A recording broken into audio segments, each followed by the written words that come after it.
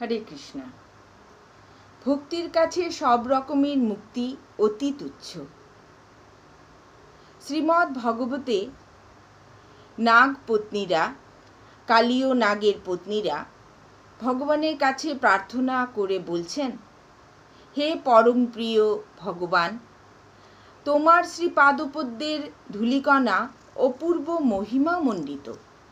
যে মানুষ সেই ধূলিকণা লাভ করার সৌভাগ্য অর্জন করেছেন, তিনি স্বর্গ লোকের আকাঙ্ক্ষা করেন না, সমগ্র ব্রহ্মাণ্ডের আধিপত্য কামনা করেন না, যোগ সিদ্ধি কামনা করেন না, বা জড়জগতের বন্ধন মুক্তির কামনা করেন না।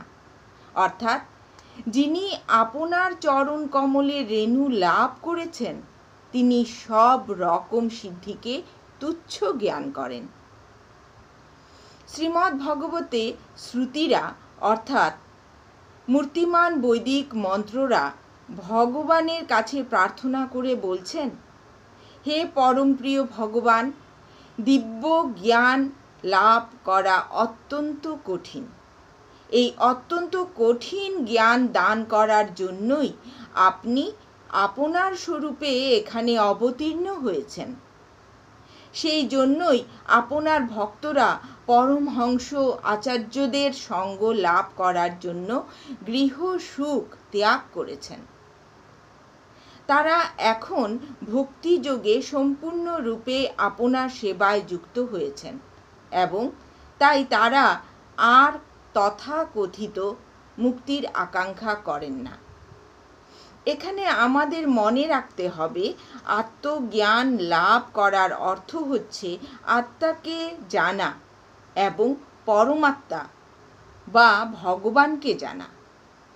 আত্মা এবং পরমাত্মা গুণগতভাবে অভিন্ন এবং সেই জন্যই উভয়কে ব্রহ্ম বলে সম্বোধন করা হয়।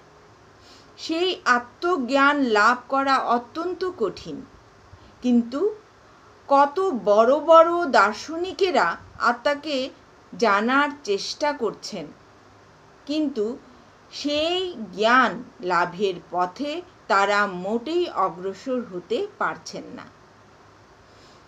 ভগবদ্গীতায় বলা হয়েছে, লক্ষ লক্ষ মানুষের মধ্যে কেবলমাত্র একজন এই জ্ঞান লাভের চেষ্টা করেন এবং এরকম লক্ষ লক্ষ জ্ঞান লাভেচ্ছু মানুষের মধ্যে কেবল দু একজন মাত্র যথাযথভাবে ভগবত তত্ত্বজ্ঞান লাভ করতে পারেন।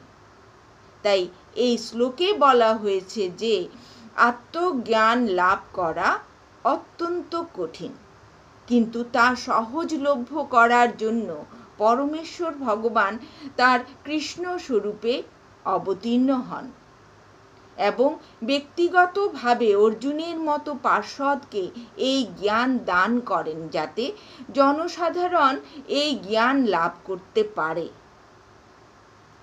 এই শ্লোকে আরও বিশ্লেষণ করা হয়েছে যে মুক্তির অর্থ হচ্ছে সব রকম জড় জাগতিক সুখ ভোগের স্পৃহা পরিত্যাগ করা।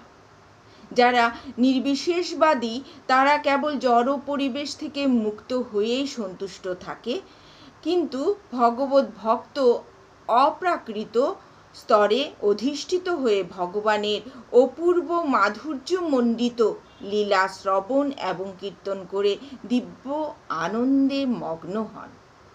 তখন জড় বন্ধন থেকে অনায়াসে মুক্তি লাভ হয়।